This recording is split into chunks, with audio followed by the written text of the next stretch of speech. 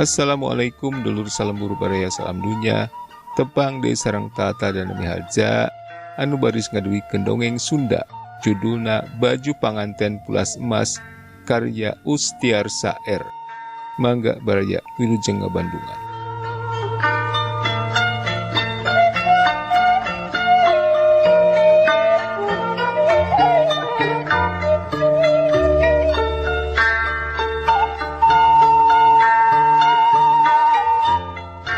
Ari embung rek kumaha deui saleuheung teu bogoh wungkul mah kapaksa oge meureun daek we ngalayanan ieu mah keur teu bogoh teh teu hayang we ongkoh awak asa pasiksak tas nangtung meh 4 jam teu meraratut oge diberenyeh-berenyehkeun bibir teh ambeh ka tembong rada amis tambah jemedud teuing kakara bisa cucul-cucul teh ngaheub ka magrib mani asa areungap tuur leklok leungeun ge karasa cangkel balas sasalaman lain hajat leleutikan bapak sasad mupugkeun tali kaanjut hajat pamungkas eueuh deui kawinkeunneun ondangan datang ge leuwih ari 1000 mah kahayang kuring hajat di hotel bintang 4 teh ambeh ari beres teu kudu gura-giru balik da disagikeun kamar 2 nu hiji mah suite room keur honeymoon nu hiji deui VIP bisi aya kulawarga nu rek marengan digugu dan numayarna oge bapana Mas Edo.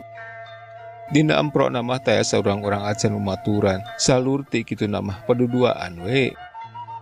Kaciri kalau teh baru ngeuheun pisan, kuring daek dikawinkeun tereh-tereh teh da tadina mah teu boleh nolak.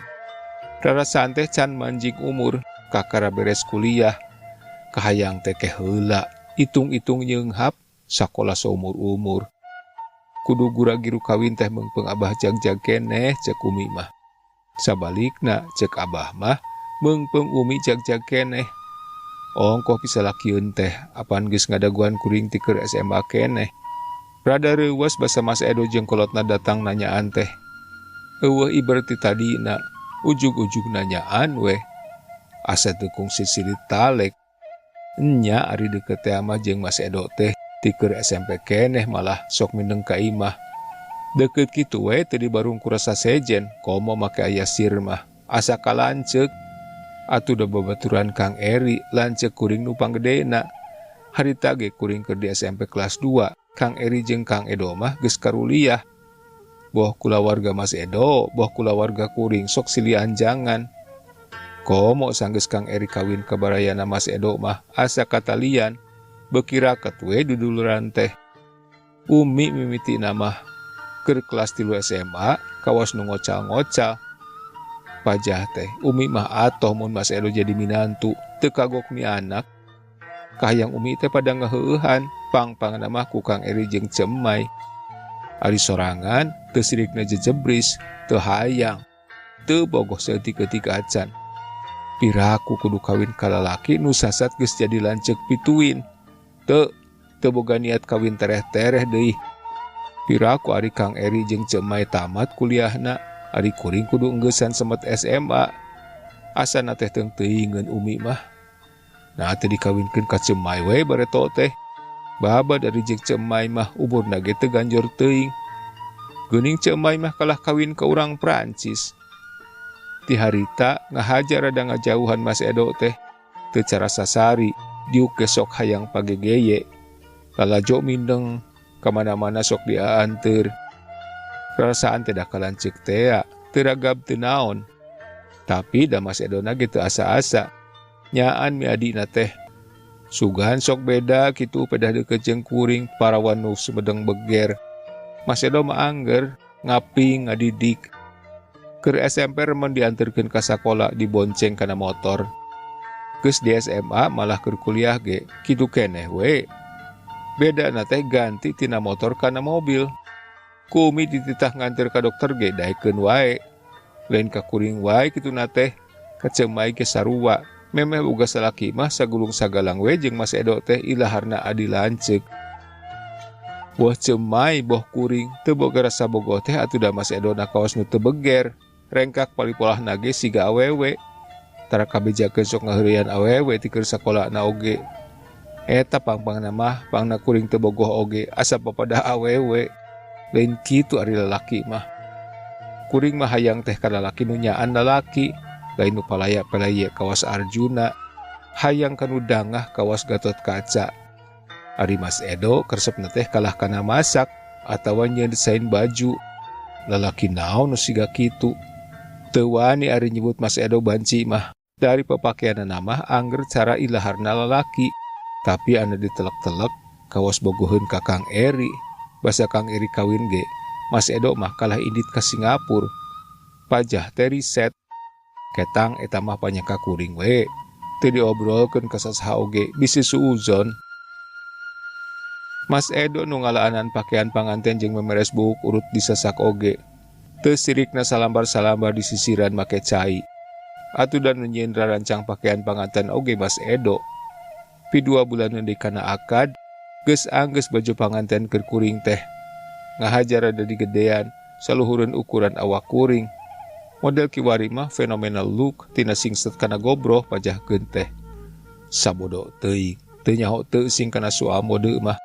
Kumaha ahlina we. Dina emprona mah angger we sabuder awak diopnesa. Da ceuk kuring teu saringset asa gabrah gobroh siga meunang nginjem. Apik pisan, pakaian teh diasupkeun kana pop nu teu sirahan tea. Si beungeut we dararigeut beungeut pangaten tea diriasna ge apan sakitu kandelna. Acan mandi mah. Engke we ari lilir kajen tengah peuting ge teu kuat ku tunduh. Teu sirikna lep-lepan ke salat magrib oge. Mas Edo mah gancang cucul-cuculna teh da lalaki. Beskapna digantungkeun ka hiji jeung calana sontong nu tungtungna di pasmen. Cenah mah gaya campuran antara mode barat jeung Sunda.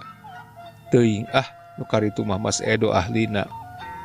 Salin we ku piyama kekembangan bungur saulas, karesepna jeung karesep kuring deh pulas bungur ngora teh. Diuk dina ranjang gigireun. Sukuna ngarumbay kana karpet kandel nu ngampar sakuliah kamar. Kadenge sawareh basa Mas Edo nyekelan pepeuteyan. Ramo dirames bade nyium tarang, Mas Edo nyarita lalaunan. Sing jongjon we kulem, wengi tadi apan teu kulem. Pokna, beli ngaganggu, Edo mah bade beberes di kamar nu itu. Angger dati bareto gesok dikukur Mas Edo mah. Pakaian panganten teh diringkit ke kamar VIP dipeuntaseun kan kahalangan ku gang wungkul.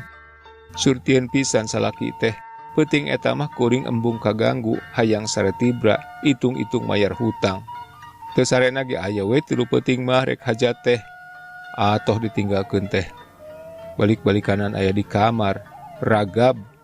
Teu bisa disumputkeun, embung. Kacipta mun kudu papangantenan jeung Mas Edo. Asa naon kitu nya, garila we, ragab. Inget kadinya putunduheun teh bet ngurangan, ras kana nasib. Boga salaki teh bet beda pisan jeung kahayang. Apan kuring mah resep teh ka tukang main bal, tentara, pilot atawa nu sok ngalalana. Ari koceplak teh meunangkeun lalaki miyuni bikang. Bre Umi ngalanggang dina ingetan. Nu kitu teh mah Umi, bongan maksa. Rek dibales sina ibur kuring teu daek ngalayanan nu jadi salaki. Tipe ting munggaran tepi ka iraha we oge moal. Carekna moal teh moal. Tapi lila-lila berjerojoy aya rasa karunya jeung make sieun doraka sagala. Apaan Mas Edo teh ayeuna mah geus jadi salaki. Tadi beurang ijab kabul di hareupeun wali jeung panghulu. Bisa kumaha henteng benduna Abah jeung Umi mun seg uningaeun kuring teu baleg, teu daek ngalayanan nu jadi salaki. Pangna tapi ka dirapalan oge apaan kuring geus nyebutkeun daek barang dilamar oge.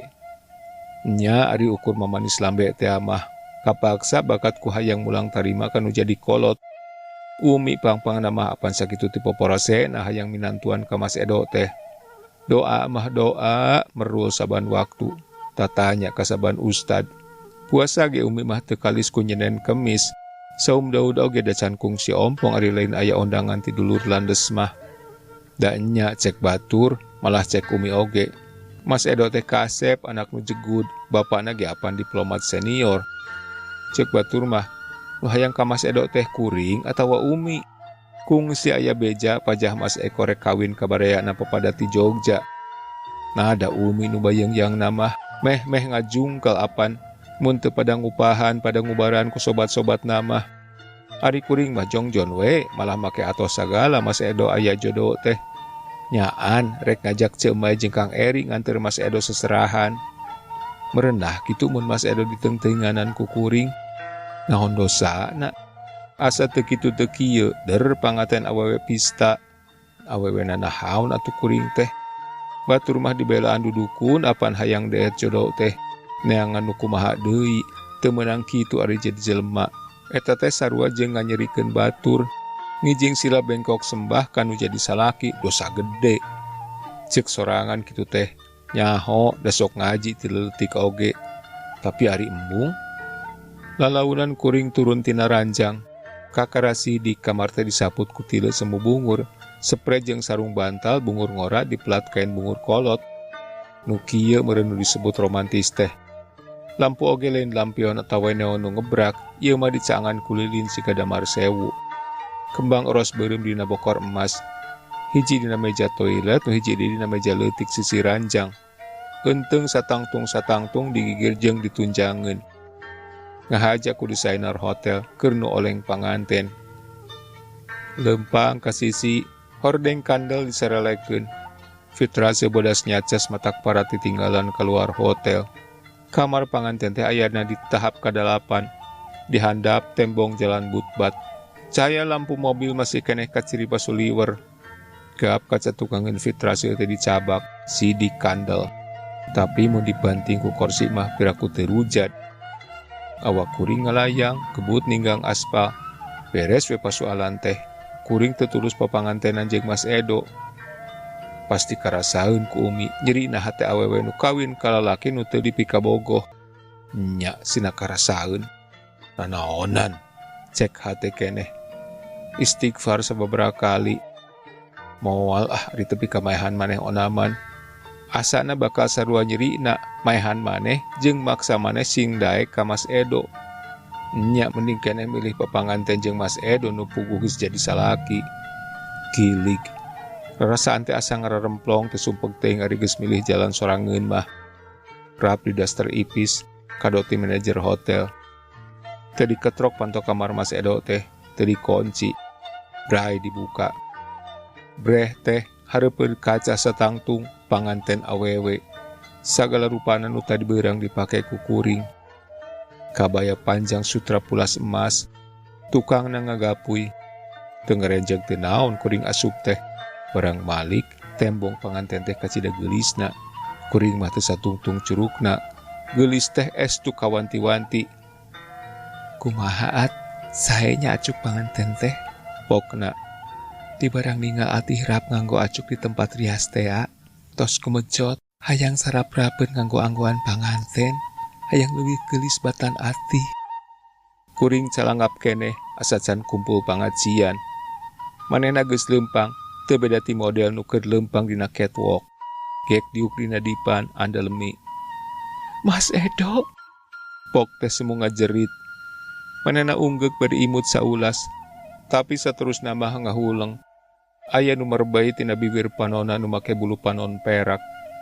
Meh saban wengi Edo sok dangdan, ngelembut keluar ngahiji jeung nusa nasib, di taman, di klub, atanapi dugem. Nanging nembe wengi ieu asa kacida bagjana, kalaksanakeun nganggo raksukan panganten meunang ngarancang sorangan.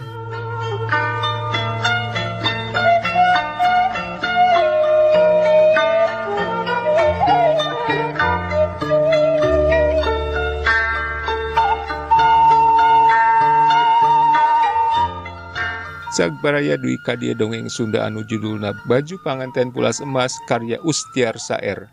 Hatur nuhun kana perhatosanana, Tata dan Mihaja pamit permios.